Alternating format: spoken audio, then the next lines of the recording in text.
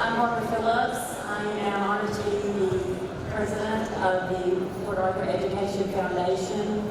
And on behalf of our executive director and our board of directors, I'd like to welcome you here today.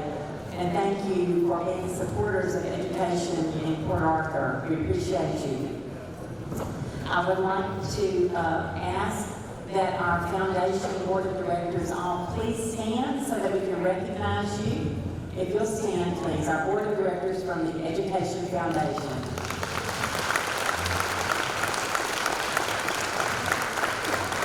Thank you for the tremendous effort you have put in to make our foundation successful and to have allowed us to give over $1.6 million in the last 24 months. You're doing a great job. Thank you.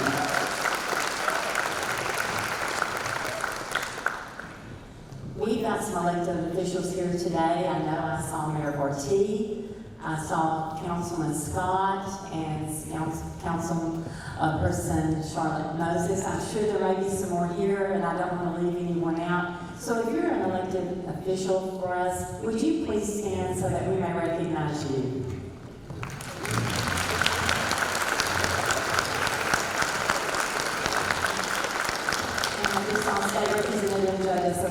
Thank you so much. We sincerely appreciate all the work you have done personally for education over so many years. Thank you, State Representative Desville. Okay, and our head table that we have here, I would like to introduce. To my left, first is Art Thomas with Texas Gas. He is a member of our chamber board as well as our Education Foundation.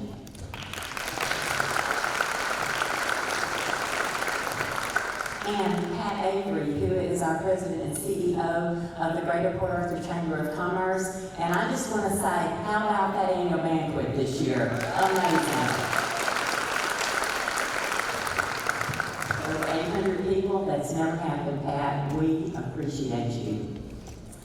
Next, we have our president of Lamar State College, Port Arthur, Dr. Betty Renard.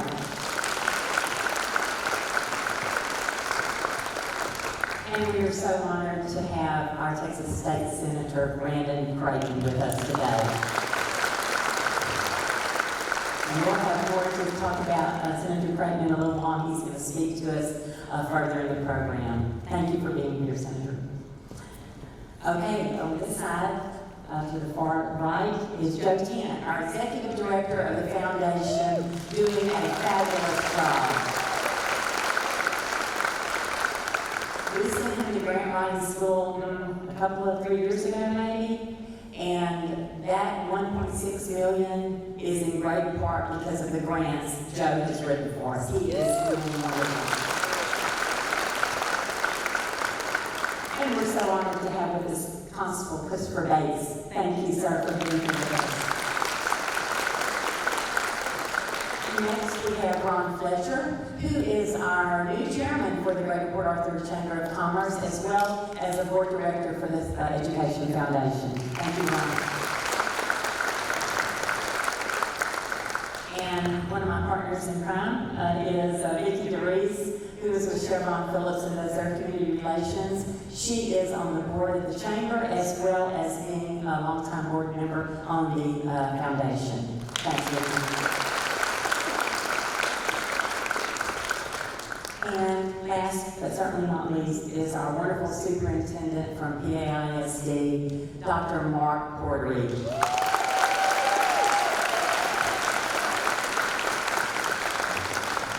And I know Dr. Portery is going to recognize our members of the schools, our staff, our teachers, different ones. But I don't mind if you stand up right now and let us all clap for you right now. Everybody that's part of PAISD or from Lamar State College, Port Arthur.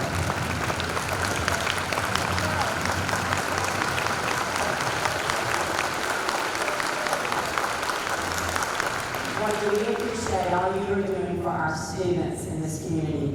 We're definitely achieving academic excellence, and we appreciate you all. Okay, we will start now with the presentation of the colors, and we are just delighted to have the Memorial High School NJROTC.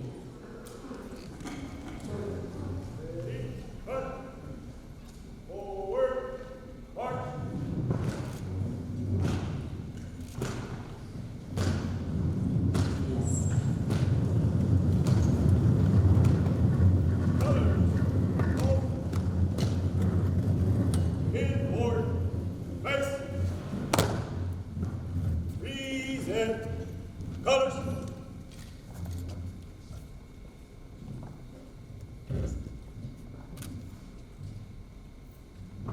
And now we will have the Pledge of Allegiance led by our Port Acres Elementary students, Shriana Henson, Jennifer Torres, and Lance Oderbert.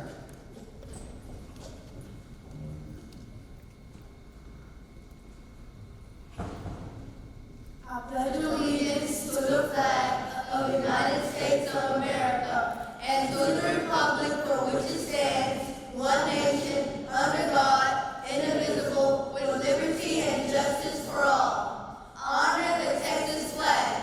I pledge allegiance to the Texas, one state, under God, one and indivisible.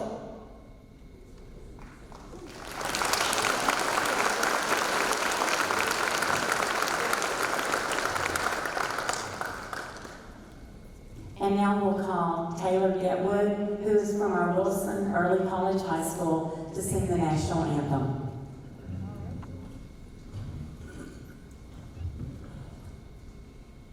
Oh, say, can you see by the dawn's early light what so proudly we hailed at the twilight's last gleaming, whose broad stripes and bright stars through the perilous fight o'er the ramparts we watched were so gallantly streaming, and the rocket's red glare, the bombs bursting in air, came through the night, and our flag was still there.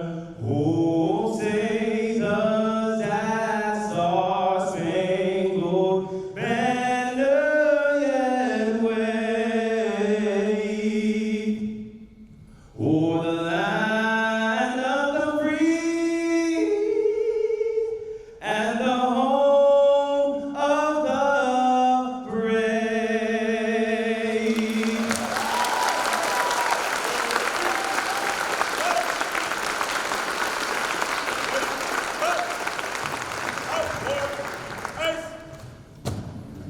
Forward, march.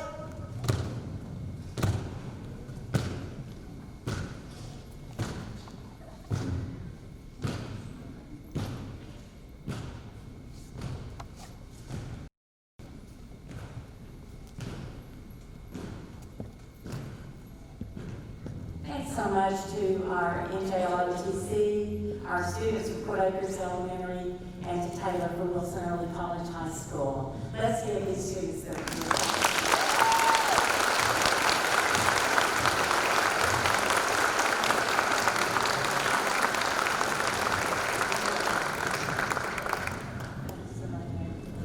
Appreciate you. Okay, please be seated.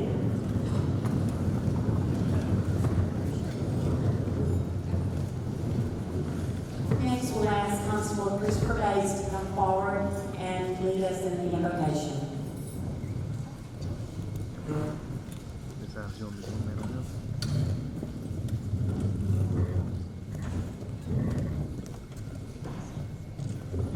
Let us pray. Lord Jesus, thank you for allowing us all to be here today. I want to ask a special blessing on all the students here, on our teachers, on our administrators, and ask that you just bless them each and every day, that we continue to uplift our education throughout our city and our state. We thank you for all the sponsors and the representatives and our legislators that are here to help continue moving our education forward here locally and in our state, Lord Jesus. We thank you for everything that you've done for us and going to continue doing for us, Lord. We ask that you bless this food, that it be nutritious to our bodies, bless the hands that prepare it. And thank you again, Lord Jesus, just for this day that's never been seen before. You're on that name we pray. In Christ's sake, amen. Amen.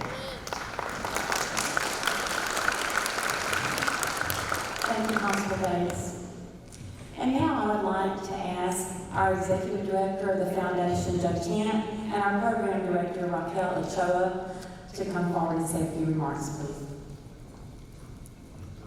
So our friend Raquel is out there in the room. Hi, Raquel. So real quick, I just want to tell you guys, thank you very much for continuing to support the Port Arthur Education Foundation. If you look across the table, if you look on either side, that's the reason that you support the Education Foundation. And we appreciate you a lot for everything that you do for us. I know that without the foundation board, our president, Ms. Barbara Phillips, our president of the chamber, Ms. Pat Avery, we could not do what we've done this afternoon. And you guys packed the house. It looks pretty good. We appreciate y'all a lot. I think we're ready. So y'all, the buffet is open. Thank you, Joe. And of course, Raquel is over because she's busy working over there as usual. But Raquel, we want to recognize you for all you do. Thank you very much. So now we'll go ahead and have lunch, and there are buffet lines in the back. If you will just go back and help yourself and enjoy lunch, and then we'll go on with our program. Oh, and during the luncheon, we will have a video that's going to be shown, and it will highlight our early college, high school students, and so be sure and enjoy that video. Thank you.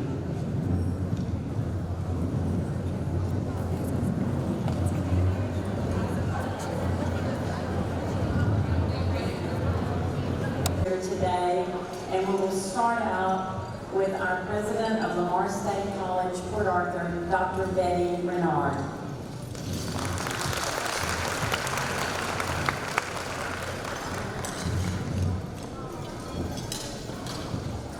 Well, good afternoon. Welcome to Lamar State College, Port Arthur, and to Port Arthur, Texas. I have to echo some of the comments that have been made earlier today, and thank the Chamber, and I know Joe Tan and Raquel, a number of Lamar State College staff and employees helped set this up. So we're really pleased to be part of this event and grateful that we get so much help from the community and different organizations to pull this off. I also want to take a minute to introduce a couple new faces to Lamar State College, Port Arthur that you may not have had an opportunity to meet them yet. Dr. Pam Millsap is our Vice President for Academic Affairs, sitting up here to the side. And also next to her is Dr. Melissa Armentor. So both of those individuals are fairly new to Lamar State College, Port Arthur, and bring a lot of expertise and leadership to our leadership team. So I wanted everybody here to know who they are. Generally speaking, at this event, Dr. Portery and I talk a little bit about what's happened in recent history.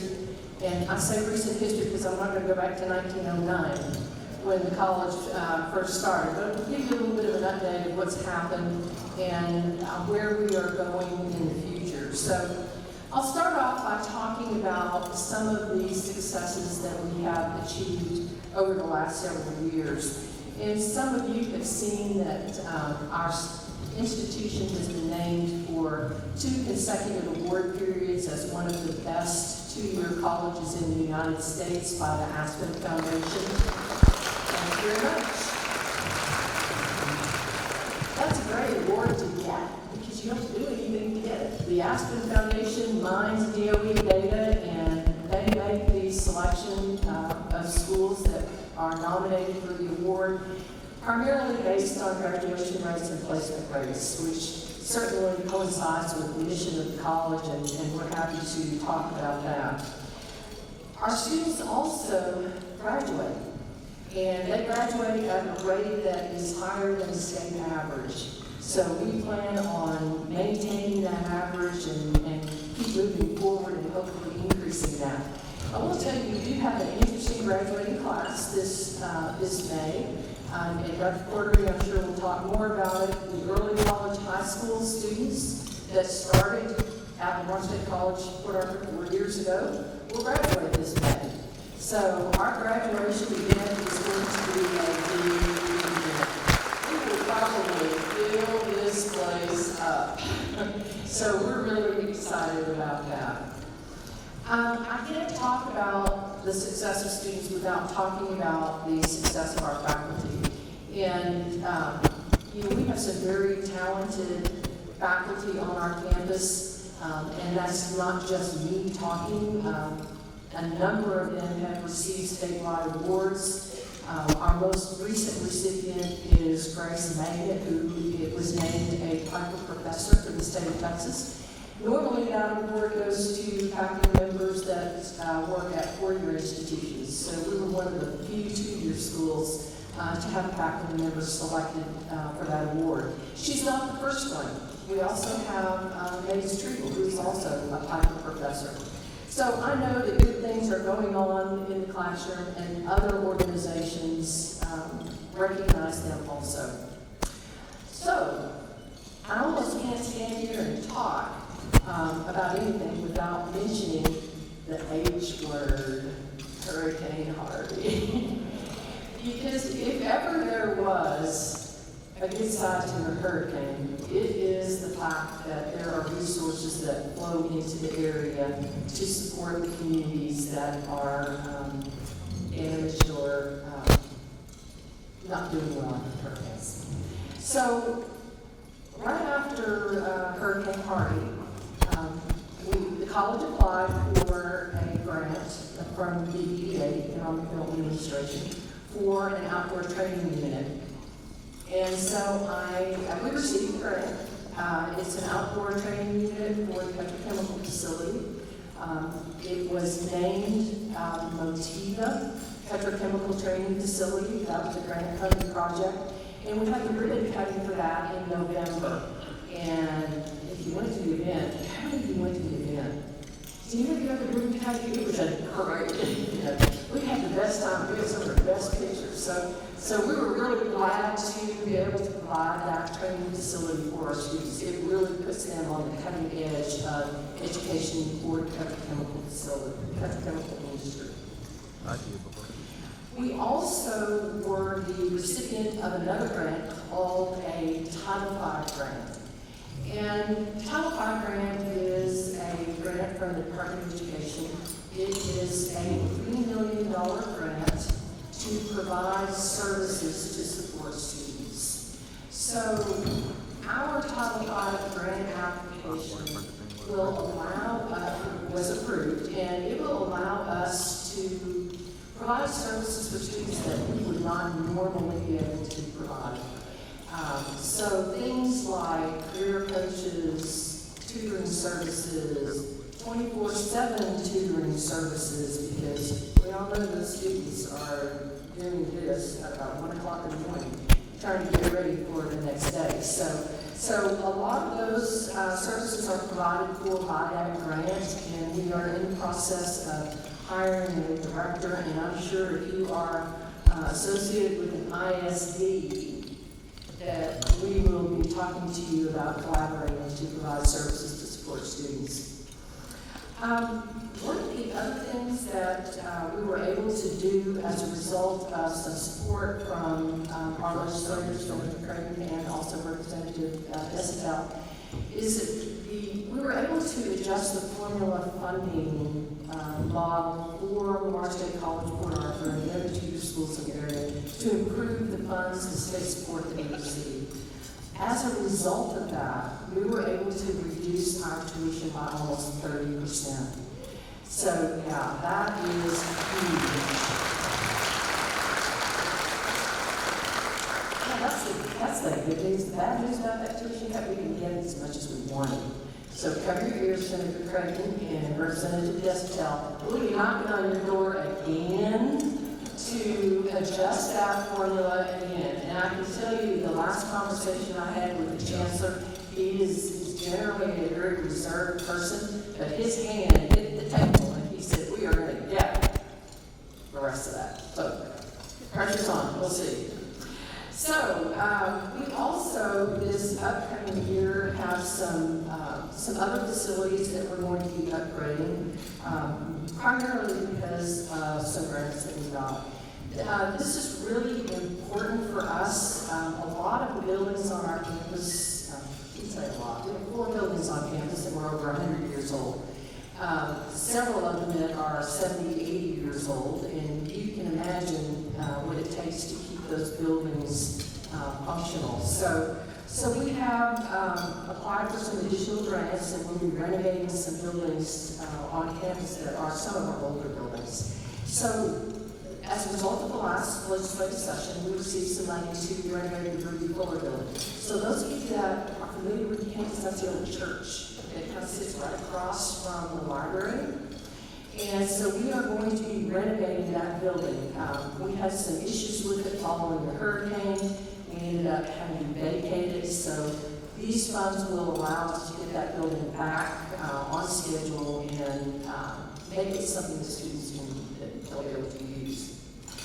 We also received a second EDA grant, a $6 million grant, to renovate the armory.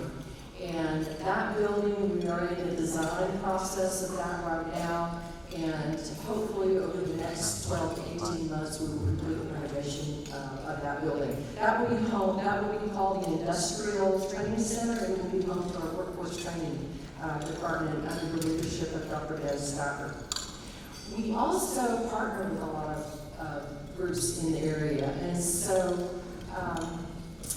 gosh, it was right after the hurricane, Mr. Batiste from Port Arthur EDC called and said, hey, would you like to partner with us on a grant that would allow us to renovate a building and build a culinary program in it? And I said, let me think about this. So you're going to write the grant, and you're going to pay for the renovation, and how quick can I say yes? So that grant was funded, and as a lot of you know, the Port Arthur News building in our town is currently being renovated, and it will house our culinary arts and hospitality program. That program will be online this fall, so we're very excited about that, and look forward to the grant that we're going to have for that event also. I also have to talk about a couple other things that are being planned right now. You know, it's a sad thing that you even have to put much effort and money into this, but we are addressing some security issues on our campus, and so we're working with some companies to put cameras on campus. So we're going to have some cameras on campus. We already have emergency call towers, and we'll be installing more of those, just to make sure that students feel secure, and you know, if there's anything on campus that we have some deterrence in place to mitigate any of those instances. I do want to close with a thank you to those of you in the audience that support the Launch State College Port Arthur. The Chamber is a huge supporter of the college. Motiva has a training facility named after them on our campus. If you've been in the Sheila Humphrey Industrial Training Center, you know that there are several companies that have their logos up in that building. That type of support makes a huge difference to our campus. It allows us to do some things that we wouldn't normally be able to do. It excites students, and anytime we can get students excited in a positive way, I'm all about that. You have to keep them interested. So we thank you for your support. Thank you very much for your attention. You've been a wonderful audience, and I'm going to turn this microphone over to somebody else. I wonder who that might be.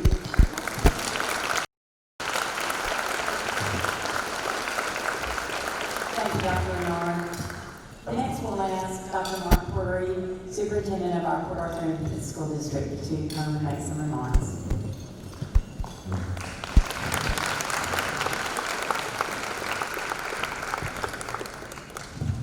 Good afternoon, and before we start, I want to ask Mr. Lee to show us a quick video.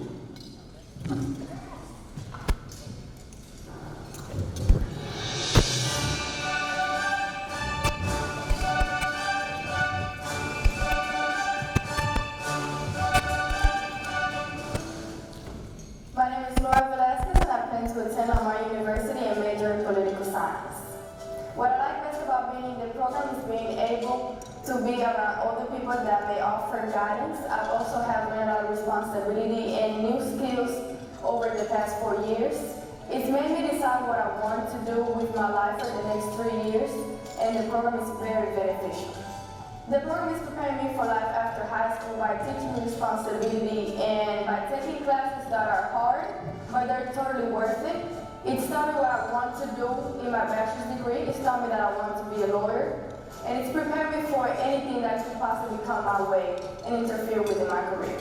What I would say to an 8th grader interested in the program is to apply, take the advantage. It only comes once in the 8th grade. It will be worth it, it will be worth the trouble, it will be worth the hard work, and it will pay off when it has to. My name is Evan Rodriguez. After receiving my associate's degree, I plan to either go into the workforce or continue my education at Lamar Port Arthur to receive a degree in process operating.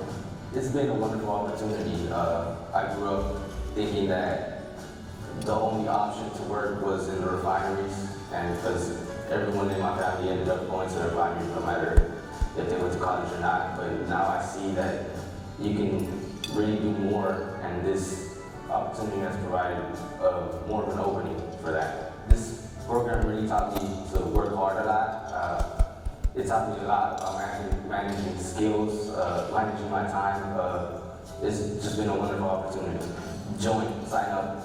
At first, it's a lot of hard work, but you will not regret it. I don't regret 1 second of working hard for this. Hello, my name is Taryn Janice, and I will soon be attending Lamar University. My major will be in business management. It teaches me to be a better person, a better man, to encourage younger minds to always take a step forward in their future and to always stay motivated. It's preparing me for my future by showing me dedication, hard work, and always managing my time. I would tell an 8th grader to take advantage of this opportunity because it's cost-free. It will teach you to better yourself, to become a better person, and to help establish your future. My name is Beyonce Banks. My top 3 schools are University of Texas, Austin, McNeese University, and the University of Houston Baptist. I would like to major in biology. I like that I've grown a lot as an individual in the sense of academically and personally. I am maturing into the young adult that I aspire to be, and I'm always pushed to do my best. I've gained so much experience in this program, and I'm adjusting to the next steps in my life. This program is for students who overachieve, who break glass ceilings, and who work hard no matter the obstacles. This isn't to deter a student who isn't of that stature yet. This program helps shape you to who you want to be.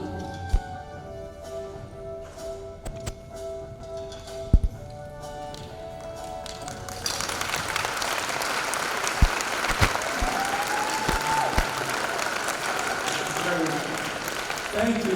Those are just a few of our students, and I definitely want to thank Mrs. Kimberly Sanders and her student for video for us. So we don't have to go out and get someone to do that. We have professionals right at the Career and Technical Center that will do it for us, so it's a wonderful thing. Before I get started, I definitely want to thank our board members, and I want to introduce them again. I will say, we have had many accolades. We've worked hard, and we are moving forward. But no one can work when you don't have a support system. You cannot move forward if there are not people that are behind you, pushing you, encouraging you, and making things happen.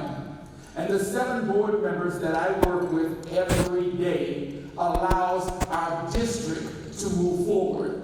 Do we always agree? No.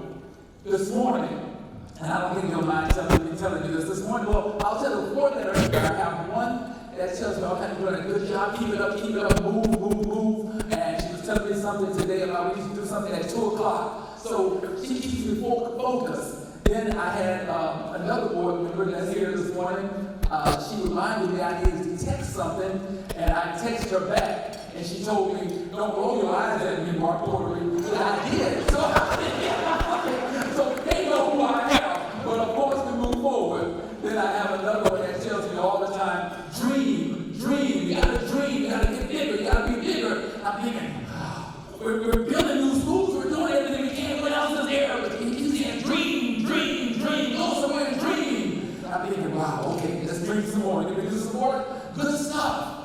And then I had one this morning that called me to tell me that something had happened and he needed me to look into it. That's a good thing because we have that bond that they are able to call me. Not just when the good times happen, but when things that are challenging.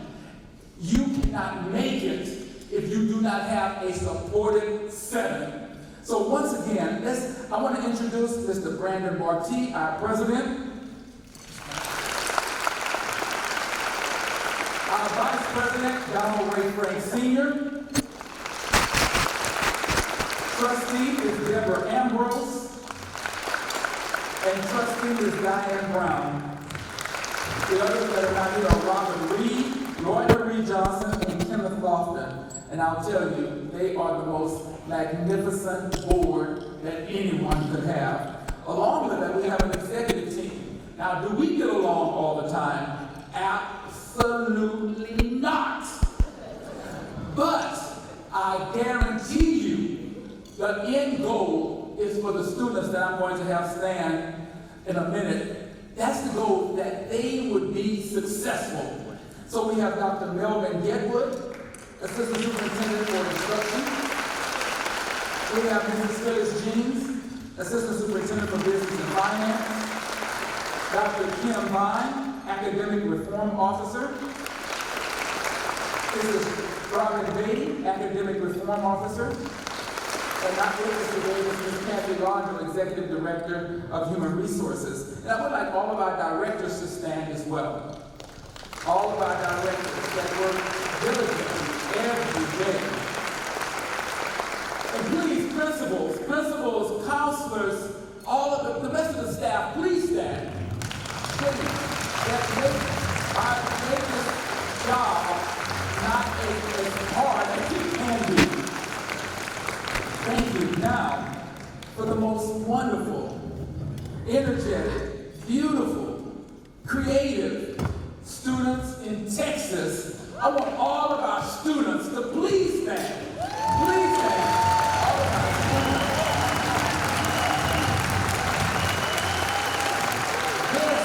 This is why we work. These are the faces of why we work every day. Thank you. They are wonderful, they're great. I'm going to be very quick today because we do have a speaker coming behind me, but I do want to just, once again, as Dr. Bernard just say, I want to thank everyone for helping the Chamber of Commerce, the Foundation, Barbara, who is always the wind. We need our wings who keeps us going, Joe Tan and Raquel, and just everyone that is here. Thank you for your support. I see people in the audience that support us every day, from our Teachers Credit Union, who has a branch in our Memorial High School. I see our architect and our contractors that are here that have built beautiful schools. I mean, absolutely the most beautiful schools in Texas. We will put our schools up against any school in Texas because they are beautiful. And I'm telling you, there's more to come. There's more to come. Academic achievement. We're doing a wonderful job. We've increased every year, and we're doing it incrementally. Now, I would be a little concerned if we were at the bottom and the next year we were at the top. That would be a little disconcerting to me. I want to know why. But we are moving in the right direction, and we're doing it incrementally. And that is what we want, because we want our foundation to be strong. We're getting use of our new state assessment. You know, we've been since 1982, 38 years ago. And some of you in here may have taken those tests. We've gone from tabs to teams to TOS to tax, and now we're at STAR. And we're learning STAR, now we're at the A&M accountability. So we're learning that. They can throw so many things at us. But the Port Arthur Independent School District has forever been able to meet the goal and surpass it. And we will do it again. We have, right now, we're moving in. I guess let's say this, a couple of weeks ago, you did see, sometimes I can be, the Port Arthur Independent School District is our baby, is my baby, and my 8,300 kids and my 1,300 employees are mine. and I don't like when anyone says anything negative, you know. So a couple of weeks ago, you saw a paper where we had a large discipline, what you call that, suspension, and they were putting that we were 31 out of 100. And so when the media did call me, and I said, "And okay, yes, we do." So what is your contribution to all of this? What are your suggestions on how we fix it? And so they didn't say anything. They said, "We can call you back at another time." So that's a good thing for right now, because it was kind of unnerving. But even before the article came out, we had already started doing things, and we trained 100 administrators last week on restorative practices. Yes, we know that punitive discipline is out. We know our students, what we might call it, we say they're different, but our students are not different from students anywhere else. And they're not different from students of 40 years ago. Now, I will say their experiences are different, because now we deal with students who are homeless, students that are without parents. They're being raised by their grandparents, their aunts, their uncles. We have students that are having a difficult time. And we expect them, we would expect them to come to school and be just happy all the time if the last meal that they ate was the day before. So we have to do some things differently. So we are starting restorative practices where we're going to start building a better relationship with our students. We're going to listen, and we're going to talk, and we're going to ask why. Because we understand there is a reason for the negative behavior. So now we have to do a better job as adults first, because of course we have to be models. We can't bicker amongst ourselves and our students look at us and expect that to be the model. So first we had to train our staff members how to communicate with one another, how to listen, and not how to fly off the handle, so to speak, at every little challenge. So that is what we're doing with our discipline management. We are moving into rezoning. I did talk to you about all of the beautiful schools that we have. So now we're trying to get back to the 600 per school. So next year we're going to rezone. We're going to have parent meetings in the community. We're going to put it on Facebook. We're going to do call-outs. We're going to do all kinds of things to help our parents to understand why some of their children have to move. And that is a huge undertaking. But we want to thank our IT department for doing that as well, helping us with this. Business and finance. We have auditors in our buildings every day. They're on the telephones at night. They're just everywhere. But you know what? That's a good thing, because if they're there, then we understand what's going on, and they help us to redirect. And that's wonderful. We did receive a clean audit once again, and we're extremely proud of that. Yes, we are. We know eyes are on us, so we definitely want to do what we need to do. Transportation is doing well. We're definitely in need of drivers, so we're begging. If anyone wants to be a bus driver, we will hire you today. All you have to do is go see Mrs. Chapman. I'm sure she will get you in the training program, and we'll be okay. Special education, we have children from all walks of life, and we accept our children. Any child that lives in the Port Arthur Independent School District is welcome to come to our schools. And we don't turn anyone away. No matter if they're a little bit rambunctious, if they're a little bit high-strung, if they're a little bit lower academically, we bring them up because we feel that we can do a great job with them. We feel that we are educators, and no matter what student comes to us, we can teach them. And we want them to come to the Port Arthur Independent School District. We ask them to come. Now, when you talk about diversity, we put another definition to diversity in Port Arthur. Our special education students are doing a wonderful job academically. We have Mind Play, that's a new software that they're learning. Our director is doing some things, our teachers. But do you realize we have students that are in wheelchairs? We have students that have tracheas. We have students with speech impediments. We have students that are ED. We have bipolar. We have Asperger. We have all kinds of students. And you know what? They are beautiful because They come to us.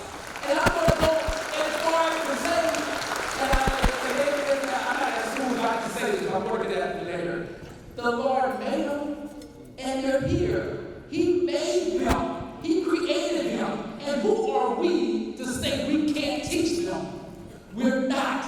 So we teach all of them. Now, when you get to the bilingual ESL, we say, okay, Port Arthur is a diverse community. They have Hispanics and African Americans and some Anglos. Well, let me tell you this. We have students from Mexico. We have students from El Salvador.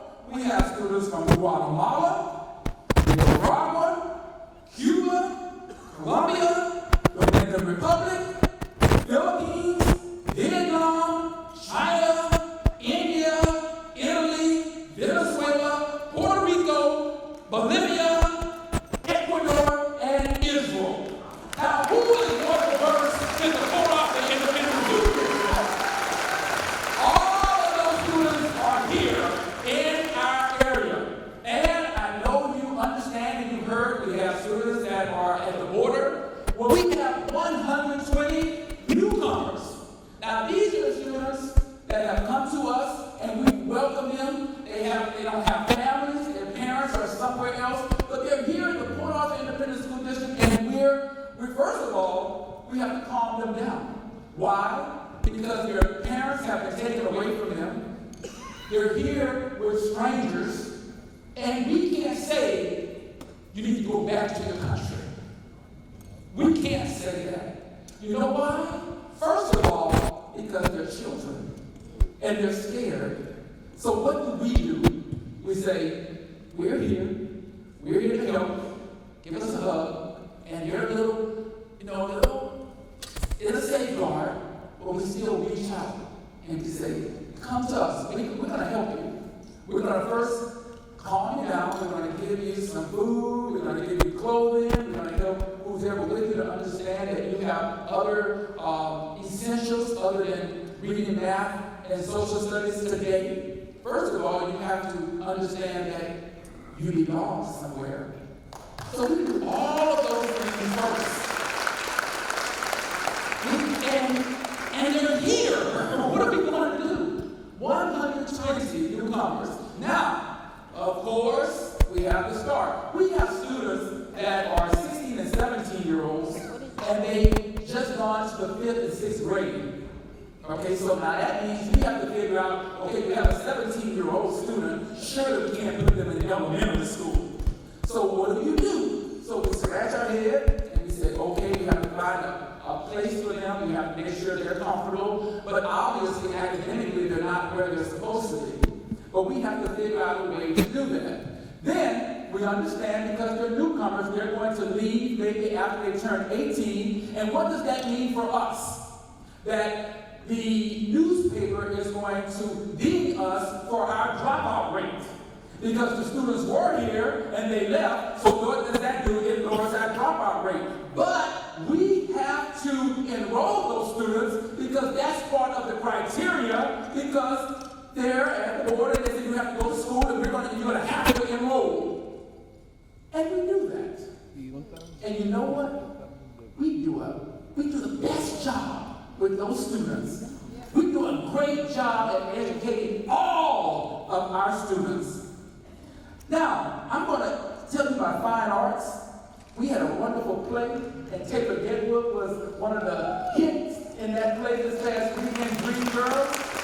We had students that were dancing and singing and just doing a magnificent job. Our band, we will put our band up against any band in Texas and Louisiana, Oklahoma, wherever, because they're just that good, because they're ours, first of all.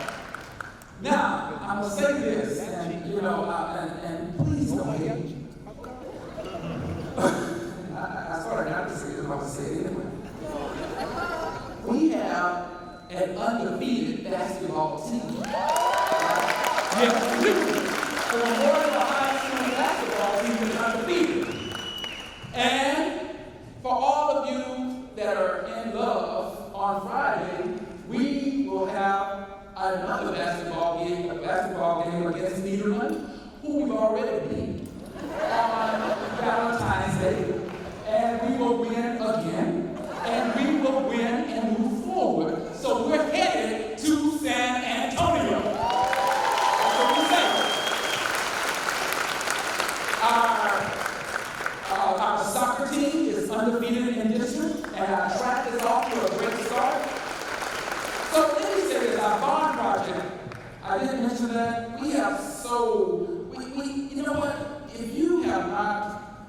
seeing our schools, you really need to come. And you need to view where our students learn every day. They're absolutely magnificent. And I know you've seen the projects that our students in the K building are here and they're projecting. There's so many wonderful things that are happening in the Port Arthur, the 120-year-old Port Arthur Independent School District.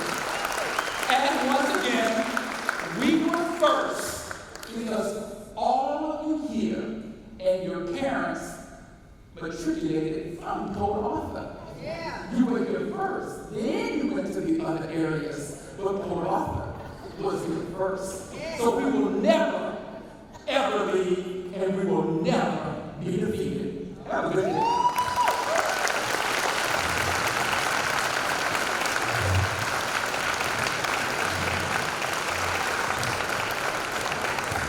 Thanks, Dr. Porter. I guess nobody wonders why he was one of the top 5 superintendents in the state of Texas. We appreciate you, Dr. Porter. Next, we're so honored today to have Brandon Creighton, our Texas State Senator of District 4. On August 26, 2014, Senator Brandon Creighton was sworn in to the Texas State Senate to represent the citizens of Senate District 4, which encompasses parts of Montgomery, Harris, Chambers, Jefferson, and Galveston counties.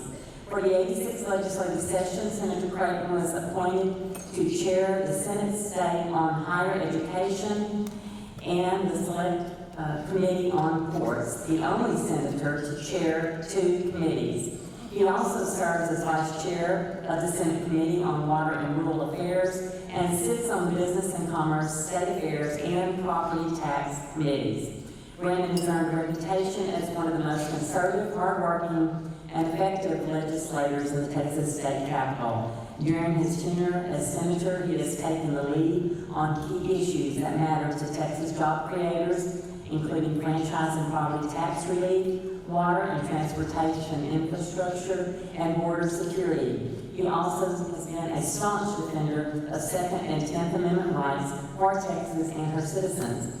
Before election to the Texas State Senate, Senator Creighton served as a state representative for District 16, where his peers elected him to chair the Texas House Republican Caucus.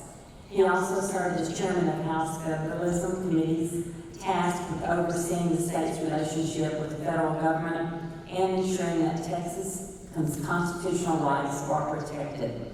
Throughout his legislative career, his priorities have distinguished him as a lawmaker that has kept Texas at the forefront as an economic engine and job creation state. He has relentlessly hammered excessive taxation, pursued loser pays, tort reform, passed drug testing for unemployment benefits, stood up for Texas 10th Amendment rights. He is an 8th-generation Montgomery County resident where he resides with his family. Brandon is a graduate of the University of Texas, and holds his Doctor of Jurisprudence from Oklahoma City University School of Law. Brandon is Vice President and General Counsel of the Signorelli Company in the Woodlands and is the owner of Creighton Realty Partners LLC in Conroe. In his spare time, he enjoys Texas history, sports, hunting, and fishing. Please help me welcome Senator Brandon Creighton.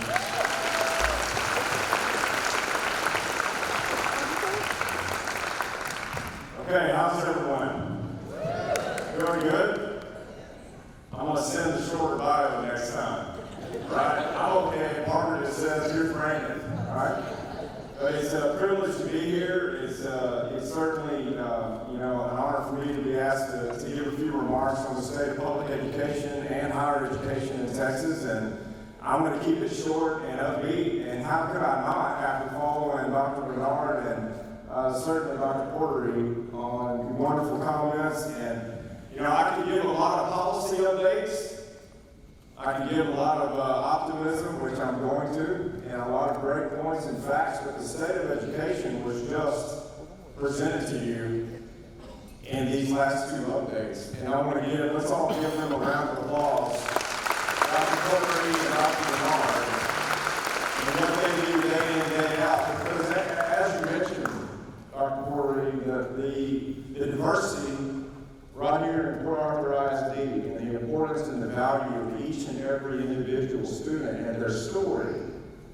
student sitting next to them in the classroom doesn't know the story of the neighbor right next to them at the desk, or their troubles, or their night before, or their individual hardships, or any personal facts that may be difficult and that's the case in the 3rd grade, and that's the case as we sit here at lunch as adults.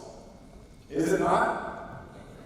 So how we work on all of these issues together, and I love the mention of the foundation board, and thank each and every one of you for your service on the Port Arthur Education Foundation Board and what it takes. Let's give them a round of applause again. Because what you mentioned in not always agreeing, and reminded me of the Senate in Austin, right? How many of us have ever been on a committee where everyone at the table had the best idea? Anybody been on a committee, worked on a project, been on a task force at work, at the office, been at the table with family in one of those family meetings, where you got to figure out the best way to go? Of course we don't always agree, but we've got to find solutions, and our kids deserve it. Those kids that were at the podium leading the pledges, and the great job that you did, the individuals on the screen, they told their stories about why they're pursuing a certain route and path in higher education. That's why we at the Texas Capitol, as legislators, Joe and Dave and I and others that are working together, Robert Nichols and the delegation, and all across Texas, we have to work together to find solutions. In education, it's the #1 budget driver in our budget for the state of Texas, and it's $250 billion budget that we have to balance. Right? It's a little bit different than the federal level. We don't have a treasury where we can just print more money and throw it into the economy. We have to manage with the revenue that we have, and some of those days are really tough.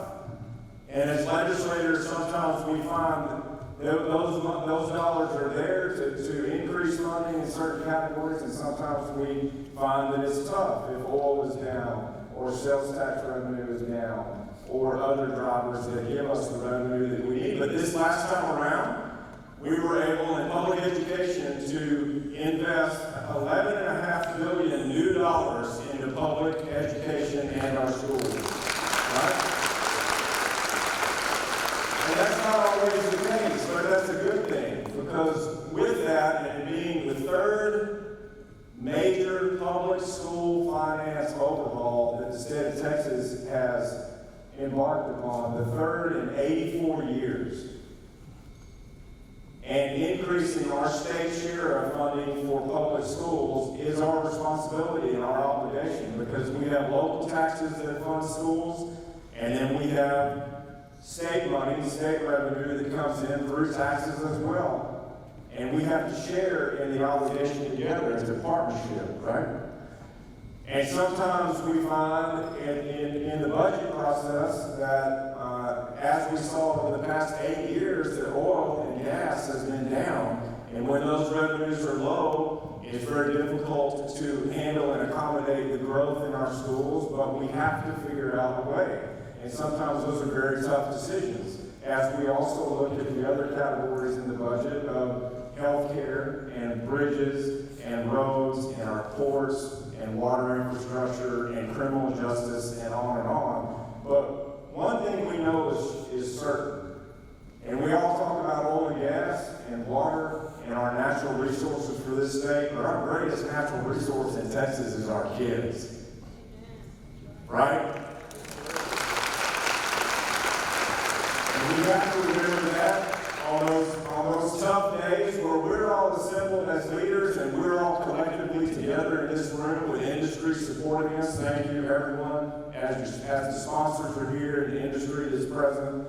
We all in these different working groups and in these different positions, unelected and elected, have to work together to find a way for the greatest idea that everyone has at the table to eventually be a solution, and to be efficient with that, with the money, with the strategy, and the resources. So with the $11.5 billion that we invested in public schools, we also reduced our reliance on what's called Robin Hood, where local tax money is taken from school districts, sent to Austin, and sent all over the state in different categories to other communities that need help and need a lift up. Well, the way we structured this funding bill this last time around was a significant difference, where Port Arthur ISD will keep between 12 and 13 million dollars of its own tax money right here in Port Arthur ISD.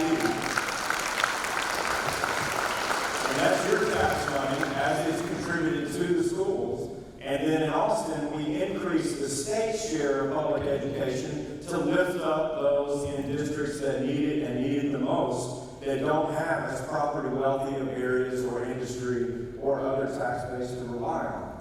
We increased the basic allotment per student in significant ways, up to 20%. And we made sure that those that we value the most, our teachers, that we drive those dollars to the classroom, and that we make sure that teachers get a pay raise in between $2,500 and $4,000, depending on the district and the ability, per teacher, and making sure that those that are working on the front lines to be there for our kids day in and day out. And we all know how tough it is to be an educator and the constraints that we ask of our teachers and our public school educators and their families, and they are all in it together.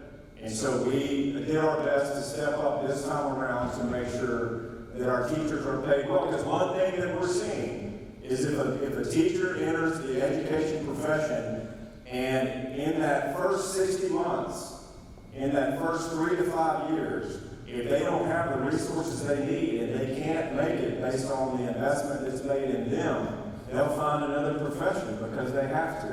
And we have to keep our brightest minds in the classroom, right? So the main thing that we have to promote, and what I share with Dr. Renard and Dr. Portery today, and the Education Foundation Board and Chamber leadership and all of us collectively together, is that we're going to stay at the table for our kids. We're going to make sure Texas continues to take the steps it needs to lead in education across the nation. And sometimes we're going to innovate and be innovative and create policy that other states will emulate and follow. And sometimes we will have to see what they are doing and sometimes follow a lead that's working elsewhere. But we cannot be stagnant. We cannot sit still, we cannot be idle, and we cannot say that with regard to any individual child, that's just the way it is, we can't do any better. Mark's comments about reaching out to every individual child, and I believe he said ask, communicate, and find ways to be more exemplary. Am I quoting you correctly? So as a legislator, I know for a fact that that's what I have to do. Because we're at the Capitol to solve problems for our communities, and as Dave, Joe, and Robert Nichols and I and others in the delegation and across the state find ways that we always disagree, we're going to find ways to agree. And we're going to be efficient, we're going to make it happen, we're going to be united together. We do not separate aisles in the Texas House or the Texas Senate by party.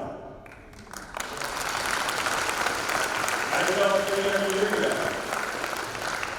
Most of our bills, 7,000 bills, we consider 1,200 bills will pass. About 60 of those will be what any of us would consider to be partisan. We sit together, talk together, work together, pray together, argue together, and we work it out. And our kids deserve that. That's the state of education in Texas. That's the state of the state as far as the updates. You all provided the most significant of what we're doing in our policies for our kids and the resources you need. I found myself in this last legislative session, and I'll close with this, being asked by the Lieutenant Governor to chair our higher education committee for the state. That is the policy over our community colleges, our 2-year and 4-year universities and institutions, and what we are doing at the university level to prepare our workforce for the next step. And so industry, thank you, and all the sponsors here for the Education Foundation and what you're doing in that workforce to provide high-demand, good-paying jobs. And for Port Arthur Independent School District, thank you for what you're doing to prepare our students for that next step. And for Dr. Bernard, for what you're doing at the higher education level, for Port Arthur State College, and for Lamar, what we're doing here for Lamar State College of Port Arthur, and the policies that we're working on. And I heard you told me to come in my ears, but you were talking about a new building, right? Okay, I still heard that. Hold that thought. That means she's probably working on two or something like that. But the ways that we can find a way to unify and to be positive and to find progress and to give our kids the opportunities they deserve, it starts with a foundation like this. I'm just proud to be a part of it with you, to work shoulder to shoulder together, to be optimistic and not complain about our challenges, but to find solutions. My dad always told me, come to me with solutions, and if we have time, we'll talk about your problem. And I lost him in 2008, but I listen to him a little bit better now than I ever did. And I can tell you, it's just a privilege to be with all of you. Thank you again for allowing me to say a few remarks.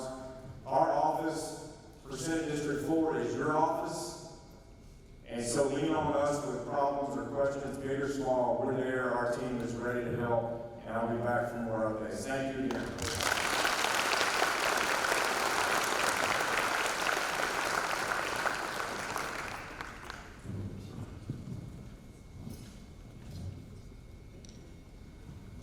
We have a presentation that we would like to make today. First of all, I want to thank Senator Creighton for being with us and for his beautiful remarks to us. We appreciate all you're doing for education in Texas and especially in Port Arthur, Texas. Thank you so much, Senator.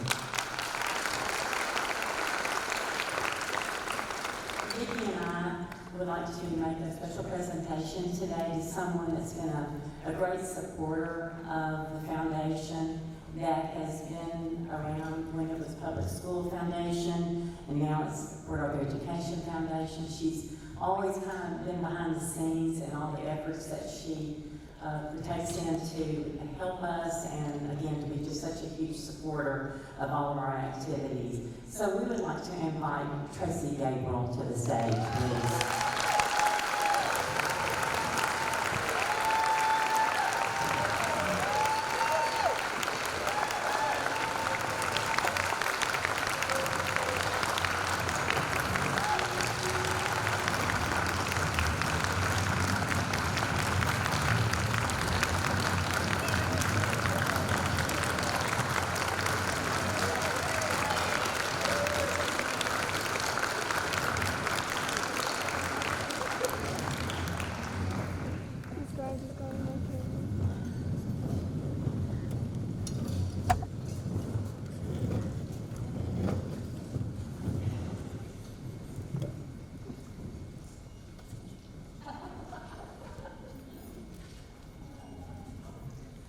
Okay, so we have an award here, and let me read it out loud, okay? So hang on. The Port Arthur Education Foundation recognizes Tracy Gabriel for outstanding commitment and dedication to education in Port Arthur. The Board of Directors honor you and thank you for your remarkable efforts, support, and guidance. We're so happy to honor Tracy Gabriel today.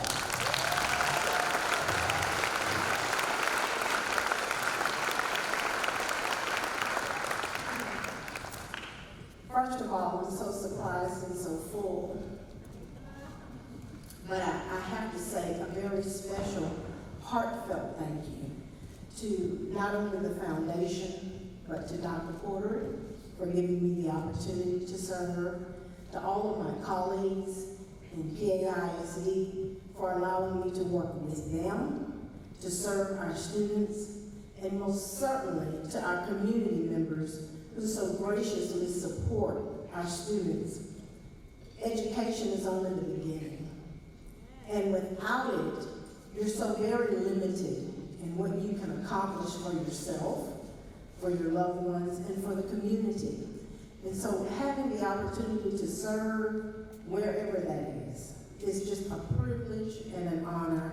And I thank the foundation for allowing me to do that, and I thank all of you.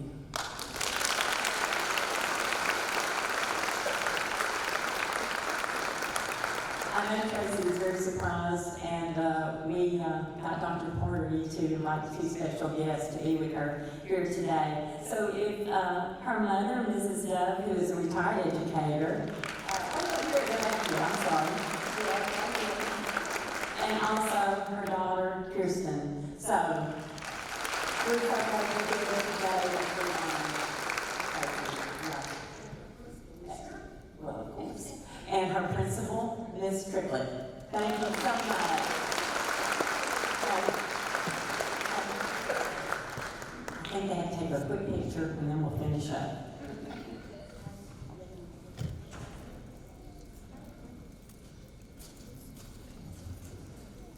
While we get prepared for the picture, I do want to say if you didn't have an opportunity before to go by the 26 tables that we have of exhibits from our Memorial Port Arthur students and our Memorial High School students. These are career and technology projects, and they did an amazing job. Students, you're the best. Thank you so much.